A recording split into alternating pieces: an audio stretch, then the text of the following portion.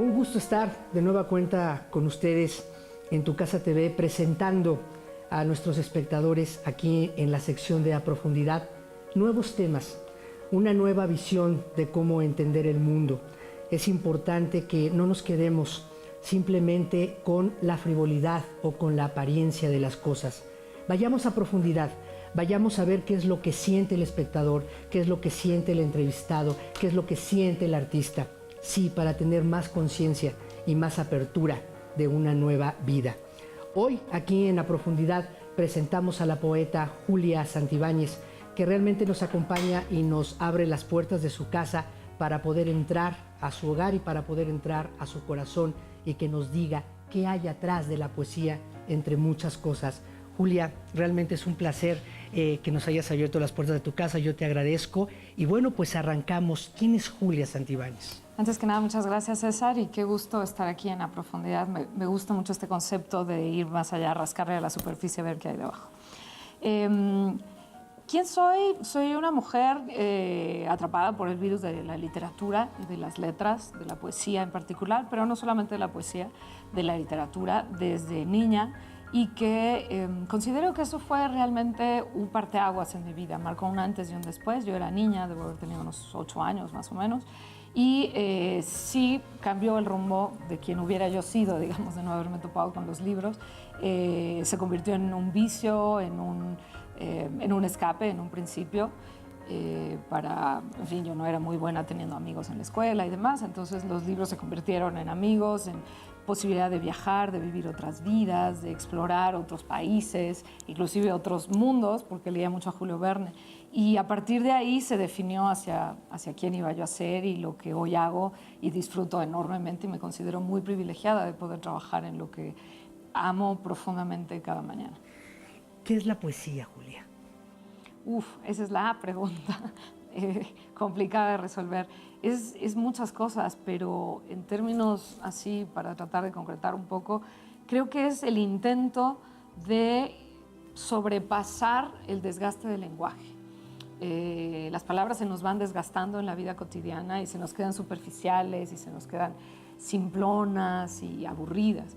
Y la poesía lo que hace, una de las muchas cosas que hace, es recuperar el estado más musical de la palabra, que es justamente el poema, para decir, hay mucho más allá detrás de las palabras. Las palabras no son nada más lo que lees, lo que dices. Con las mismas palabras con las que vas y pides una cerveza en un bar, puedes también llevar a otros planos de sorpresa y de novedad que existen ahí y que como seres humanos los tenemos presentes en algún lugar de nuestra memoria, de nuestra sensibilidad, pero no solemos acudir a ellos. La literatura y la poesía en concreto lo que hacen es intensificar el lenguaje, como subirle el volumen al lenguaje para decir, hey, aquí hay algo. Y Octavio Paz decía que un poema no es algo que el lector entiende, sino reconoce. Dice, esto yo ya lo había vivido, yo podría afirmar esto, porque ya lo he vivido antes, porque me ha pasado muchas veces, solo que no lo había escrito. Ese es el poema, cuando sientes que estás reconociendo algo que ya sabías. Ahí creo que es donde se da realmente la poesía. ¿Qué fibras toca la poesía en los seres humanos cuando la reconocemos? Yo creo que las fibras más hondas, las más distintivas de nuestra condición humana, ¿no? Comer, ir por ahí, pelearnos, eso lo hacen los animales igualmente. Lo que no hacen es trabajar, son más inteligentes que nosotros. Pero lo que nos hace, creo que más distintos, más particularmente únicos, es justamente toda esta capacidad de imaginar, que hasta donde sabemos los animales no tienen, la capacidad de ficcionar, de crear mundos a partir de las palabras, hasta donde sabemos los animales no lo hacen. Algunas especies o muchas especies utilizan el lenguaje para comunicarse de manera muy puntual. Las abejas dicen a qué distancia está tal flor y en qué dirección tienen que volar contra el viento, no sé. Pero hasta donde sabemos no ficcionan, no crean otros mundos, no se proyectan al futuro, no imaginan cómo sería si yo hubiera sido otra abeja en otro contexto, en otro país, en fin. Entonces, creo que va por ahí, o sea, tocar las fibras más hondas de las emociones, de de las emociones más crudas, del dolor más profundo ante la muerte, de la soledad, del desamor, pero también la alegría más increíble que puede generar una lluvia y ver una hoja en una gota en una hoja. Eso que de repente dices, pero qué tontería, ¿por qué me estoy emocionando tanto por eso? O por ver una flor abrirse, o por, qué sé yo, las cosas más nimias, y que de repente dices, aquí me siento particularmente bien, ¿no?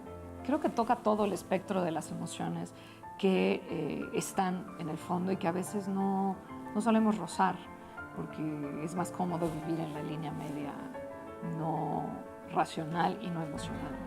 Por fortuna o por desgracia, los seres humanos somos muy parecidos desde hace muchos siglos, y en cualquier latitud que nos encontremos, cualquier idioma que hablemos, sin importar la preferencia sexual, la preferencia religiosa, somos bastante parecidos.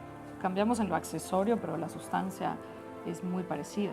Entonces, ¿qué dolores? Pues eso, el dolor ante la muerte de un ser querido, ¿no? Ahí está Miguel Hernández, el poeta español, que dice, es un hachazo invisible y homicida, un empujón brutal te ha derribado, cuando le escribió a su amigo Ramón Sige.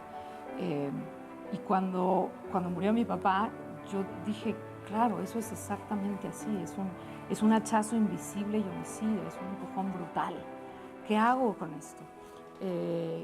Pero también es lo que decía, la soledad más profunda, que puedes estar rodeado de muchas personas. Uno dice, pero ¿cómo estoy solo? Si voy en el metro con no sé cuánta gente, ¿no? Cientos en este vagón y en los de junto otros tantos, ¿cómo me puedo sentir sola o solo?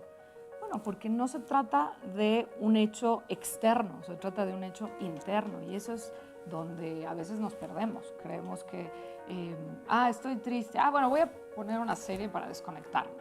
Y entonces se me va a olvidar.